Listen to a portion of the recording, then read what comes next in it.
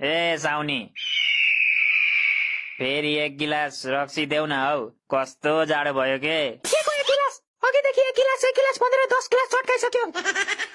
कुरुक्क गर्छौ नत्र गाला पड्काउनु पर्ला फेरि। मेरो गाला पटेका हो र पड्काउँछौ साउनी? अब त तिहार पनि गइसक्यो, पटेका पड्काउन पाउँदैनौ तिमीले। मेरो दिमाग नतताउ है, छिटो गर्छौ। तिम्रो बुढीले फोन गरिसक्यो मलाई। मेरो बुढी? मेरो बिहे भइसक्यो र म त भर्खर 5 वर्ष पुग्दैछु त। अंकल तपाईलाई धेरै चढिसकेछ, घर जानु के अब? ओइ कसलाई अङ्कल भनेको तैँले? कसलाई अङ्कल भनेको? अहिले एक दिएर उडाइदिन्छु है। अच्छा आफै झ्याप भएर उडिनाछ, हामीलाई उडाउँछु भन्छ यहाँ। यो जडी आस्ते हो के बाबु? यसको मुख नलाग। बडो भन, तिमीहरूलाई के ल्याइदिउ?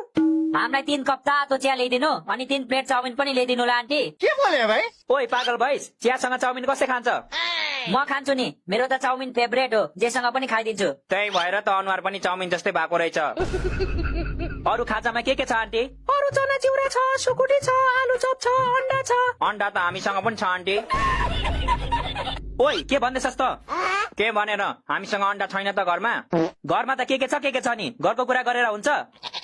त्यही त, होटलमा आएर घरको कुरा गर्ने आन्टीको मन दुख्दैन? आन्टी यसो गर्नुहोस्, तपाईँको 3वटा अन्डा पनि ल्याइदिनुहोस् हामीलाई। तपाईँको अन्डा होइन के, तपाईँले बनाएको अन्डा ल्याइदिनुहोस् भन्न। नरिसाउनु ल आन्टी, यसलाई बोल्नै आउँदैन के? केही छैन बाबु, घरि मिस्टेक भइहाल्छ नि। अनि चिया चाहिँ दुध चिया ल्याइदिउ कि फिका चिया ल्याइदिउ? दुध चिया नै ल्याइदिनुहोस् आन्टी, तपाईँको दुधको चिया एकदम मिठो लाग्छ मलाई।